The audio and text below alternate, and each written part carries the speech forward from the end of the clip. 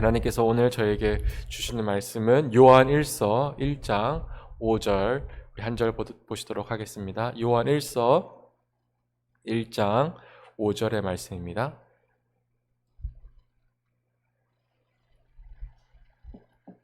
요한 1서 1장 5절 이 시간 함께 한 목소리로 하나님 말씀 봉독하도록 하겠습니다. 우리가 저에게서 듣고 너에게 전하는 소식이 이것이니 곧 하나님은 빛이시라 그에게는 어두움이 조금도 없으시니라. 아멘.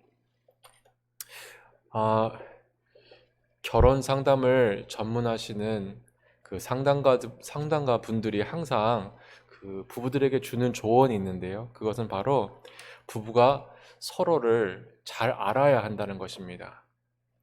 남편이나 부인이 상대방을 너무나 몰라서 싸우는 경우가 많기 때문에 서로를 잘 알아야지만 건강한 그런 결혼 생활을 할 수 있다는 것을 이렇게 많이 이야기들 하시는데요. 예를 들어서 남편이나 부인이 무엇을 좋아하는지, 무엇을 싫어하는지, 어떤 배경에서 자랐는지, 어느 때 외로워하고 슬퍼하는지 이런 것들을 잘 알고 또 지속적으로 알아가야지만 건강한 관계를 유지할 수 있다고 말을 합니다. 아마 이것은 결혼 생활뿐만이 아니라 모든 인간관계에 있어서 다 적용되는 그 이야기라고 생각합니다. 상대방을 잘 알아야지 좋은 관계를 맺어갈 수가 있습니다. 이처럼 하나님과의 좋은 영적 관계를 맺어가기 위해서는 하나님이 어떤 분이신지를 먼저 저희가 잘 알아야 합니다. 우리가 그분을 알지 못하고는 그냥 우리가 생각하는 하나님, 우리가 상상 속에 만들어 온 하나님을 섬길 수 있기 때문에 그분을 말씀을 통해서 잘 알 필요가 있습니다.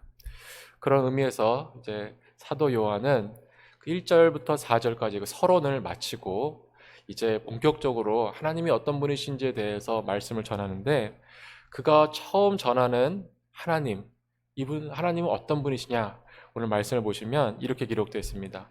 우리가 저에게서 듣고, 여기서 저에게서라는 것은 예수님을 말씀하시는 거고요. 우리가 저에게서 듣고 너에게 전하는 소식이 이것이니 곧 하나님은 빛이시라 그에게는 어두움이 조금도 없으시니라. 아멘. 사도 요한과 제자들이 예수님을 통해서 배웠던 너무나 중요한 하나님에 대한 사실은 하나님은 빛이시고 그분에게는 조금도 어두움이 없으신 분이었다는 것입니다.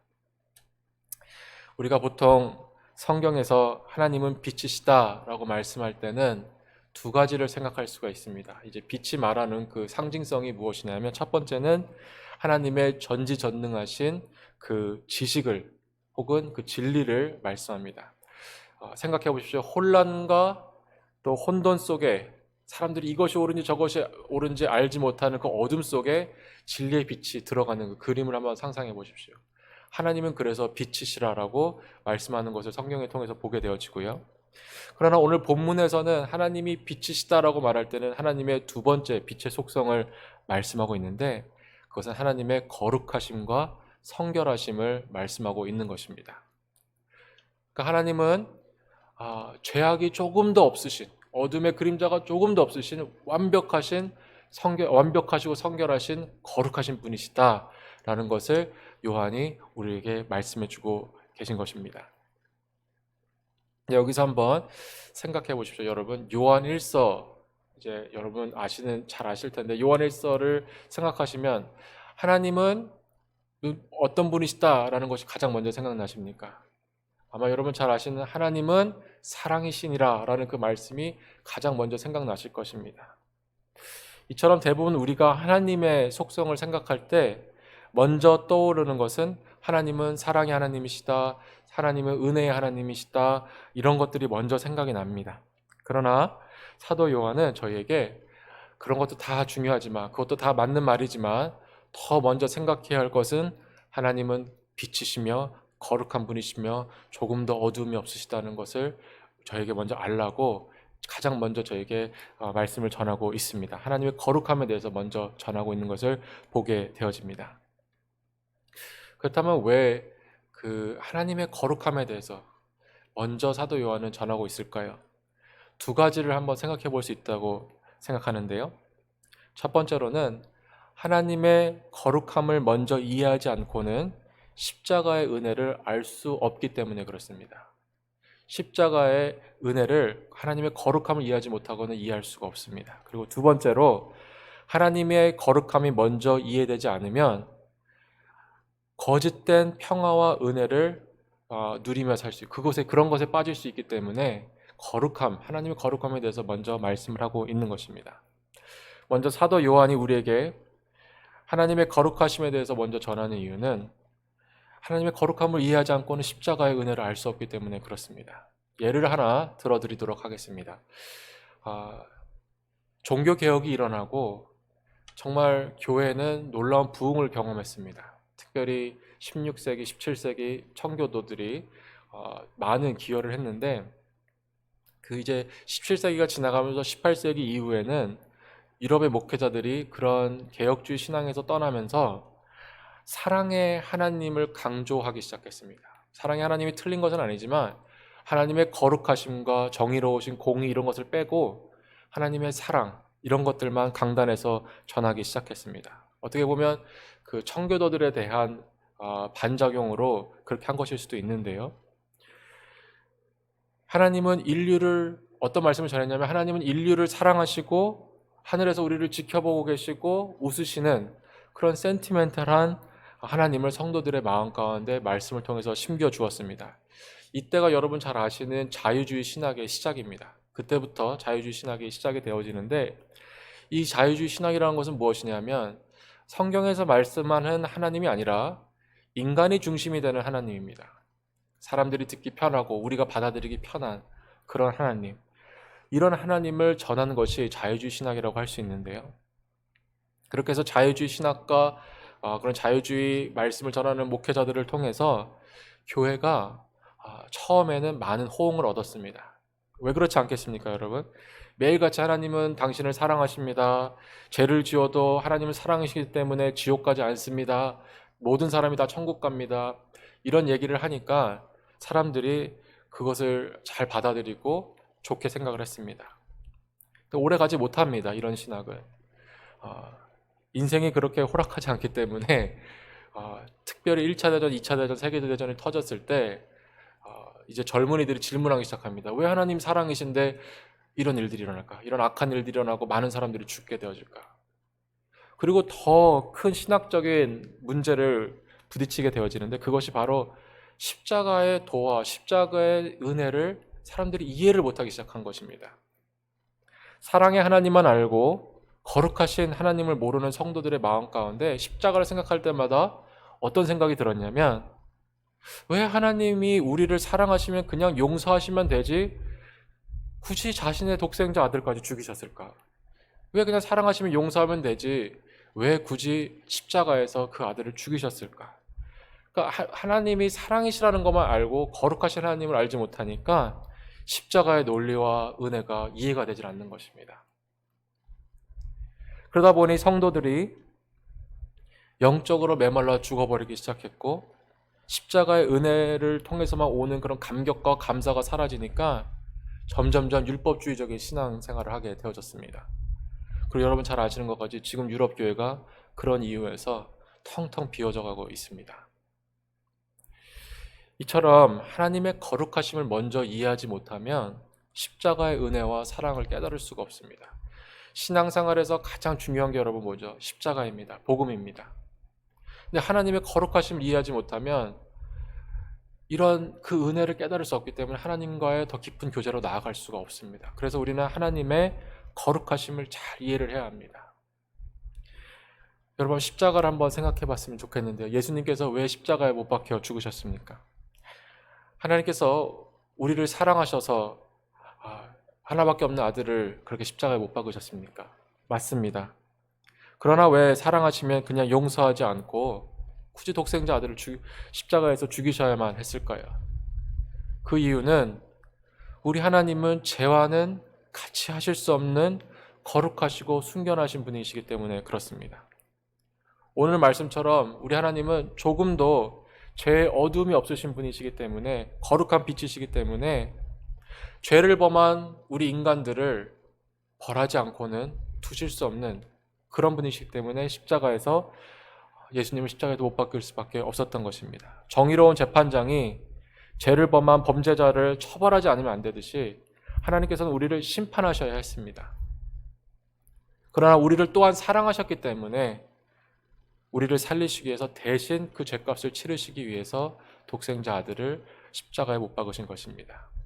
이처럼 하나님의 거룩하심을 이해하지 않고는 십자가를 설명할 길이 없습니다. 하나님의 그 공의로우심을 설명하지 않고는 이해하지 않고는 십자가를 이해할 수가 없습니다. 오늘 이 말씀을 통해서 조금이나마 저희가 하나님이 얼마나 죄를 싫어하시는지, 죄와는 같이 하실 수 없는 분이신지를 조금이나마 깨달을 수 있기를 주님으로 축복합니다. 두 번째로 사도 요한이 하나님의 거룩함에 대해서 먼저 전한 이유는 하나님의 거룩함이 먼저 우선되지 않고는 하나님의 참된 평강과 은혜가 아닌 거짓 은혜와 평강을 그런 것들에 빠지기 때문에 그렇습니다. 제가 서론에서 말씀드린 것과 같이 좋은 관계를 유지하기 위해서는 상대방을 잘 알아야 합니다. 그래서 사도 요한은 우리에게 하나님은 거룩한 분이시며 어두움이 전혀 없으신 분이시다라고 말씀을 했습니다. 그렇다면 그 거룩하신 하나님과 우리가 교제에 들어가기 위해서는 죄가 있으면 안 됩니다. 그 죄의 문제가 해결이 되지 않고는 거룩하신 하나님과 교제를 맺을 수가 없습니다. 여러분 그런 경험들 있지 않으십니까? 기도가 잘 안 될 때, 신앙생활이 답답하고 억눌린 것 같을 때, 분명히 그런 때는 회개하지 않은 죄들이 있는 것입니다. 이 죄의 문제가 해결되지 않고는 거룩하신 하나님과 교제를 맺으며 살아갈 수가 없습니다. 만약에 이런 거룩하심을 이해하지 못하고 회개가 빠져버린 신앙생활인데도 불구하고 은혜를 나는 누리고 있다, 나는 마음이 편하다 라고 말하시는 분들이 있다면 그것은 아마 가짜 평강, 가짜 은혜를 누리고 계신 것일 것입니다. 여러분 잘못된 가르침, 잘못된 신앙생활 이런 것들을 통해서 은혜 비슷한 감정들을 느끼며 살아갈 수가 있습니다. 그래서 아까 제가 말씀드렸던 16세기, 17세기 청교도들이 가장 두려워했던 것 중에 한 가지가 무엇이냐면 그런 거짓 은혜와 평강에 빠져 살아가는 것이었습니다. 감정을 자극하는 설교, 감정을 자극하는 예배 이런 것들을 굉장히 조심했습니다. 회개와 거룩함이 빠져버린 인간의 감정만 자극하는 그런 가르침들에서 정말 자기 자신을 지키기 위해서 노력했던 사람들이 청교도들입니다. 근데 현대 교회들을 가만히 보면 하나님의 거룩함이 빠져버린, 회개가 빠져버린 그런 감정만 자극하는 것들로 가득한 것을 보게 되어집니다.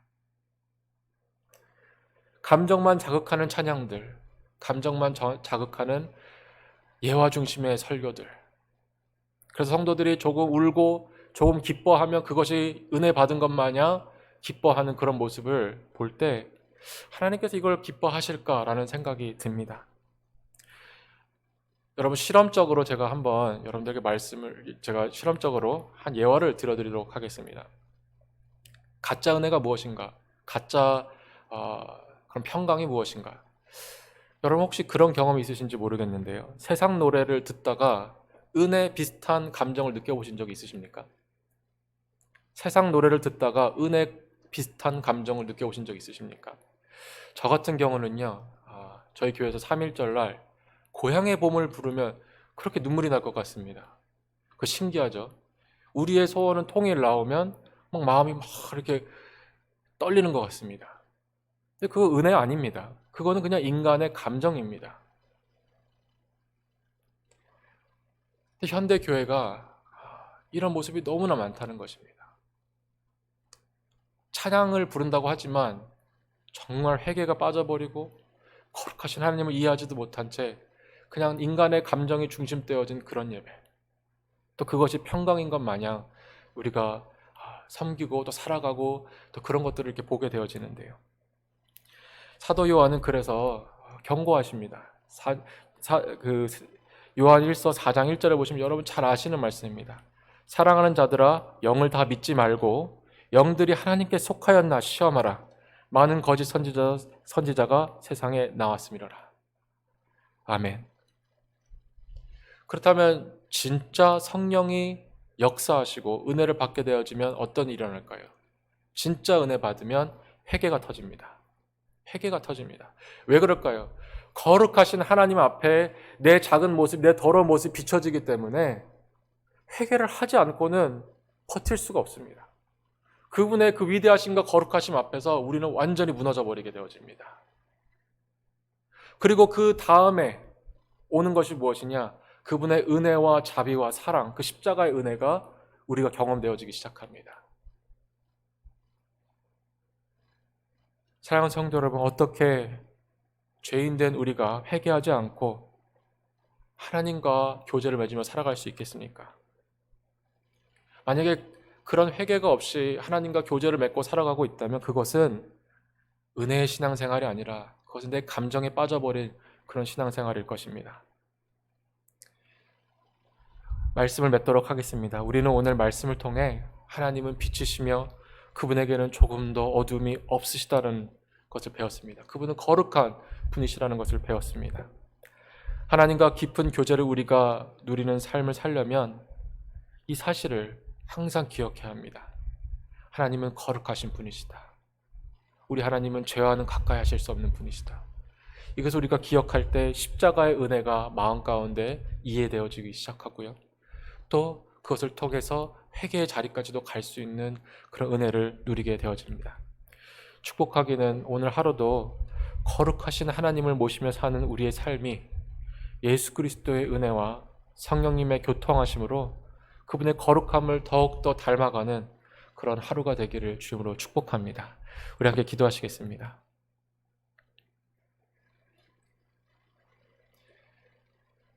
거룩하신 하나님 아버지, 감사합니다. 오늘 이 시간도 귀한 말씀 우리에게 허락하여 주시고 하나님은 거룩한 분이시며 어둠이 없으신 분이시라는 것을 깨닫게 해 주시니 너무나 감사합니다. 우리의 삶을 뒤돌아볼 때에 그런 거룩한 하나님을 저희가 잊고 살았던 적이 너무나 많이 있었던 것 같습니다. 그저 하나님의 사랑과 은혜만 생각하면서 저희가 살았었는데, 그래서 죄를 우습게 여기며 살아갔었는데, 주님 저희를 용서하여 주시고 거룩하신 주님, 빛 가운데 계신 그 주님만 바라보면서 살아갈 수 있는 저희 될 수 있도록 인도하여 주시고 우리의 삶이 변화되어질 수 있도록 주님 인도하여 주시옵소서. 하나님, 저희가 이 코로나 이 어려운 상황들을 지나면서 저희 사랑하는 성도님들이 소천하시는 분들도 계시고 질병 가운데 계시는 분들도 계십니다. 하나님께서 정말 가정마다 찾아오셔서 그 서글픈 마음들을 위로하여 주시옵고 우리 성도님들 같이 신앙생활하면서 정들고 사랑했던 우리 성도님들 정말 소천하셨을 때 그 마음 찾아와서 위로하여 주시고 이런 때일수록 저희 서로 사랑하고 주님 더 의지하며 나아갈 수 있는 그런 귀한 동산 장로교회 되게 하여 주시옵소서. 하나님 아버지, 저희가 이 어려운 상황 속에서 할 수 있는 것은 오직 주님 한 분 붙드는 것입니다. 어디에 있든지 주님 옷자락이라도 붙들며 저희가 나아가기 원하는 신앙생활 되게 하여 주시옵고 이 모든 어려운 험난한 시간들을 주님과 동행함으로 승리할 수 있는 저희들 되게 하여 주시옵소서. 오늘 이 이른 아침도 컴퓨터를 켜고 전화기를 켜고 또 이 자리에 나와 예배드릴 모든 성도님들 축복하여 주시고 오늘 하루도 거룩하신 주님과 동행할 수 있는 귀한 하루 되게 하여 주시옵소서. 감사드리며 예수님 이름으로 간절히 기도했습니다. 아멘. 하늘에 계신 우리 아버지여, 이름이 거룩히 여김을 받으시오며 나라의 마옵시며 뜻이 하늘에서 이루어진 것과 같이 땅에서도 이루어지리라. 오늘날 우리에게 일용할 양식을 주옵시고 우리가 우리에게 죄 지은 자를 사하여 준 것과 같이 우리의 죄를 사하여 주옵시고 우리를 시험에 들지 말게 하옵시며 다만 악에서 구하옵소서. 대개 나라와 권세와 영광이 아버지께 영원히 쌓옵나이다. 아멘.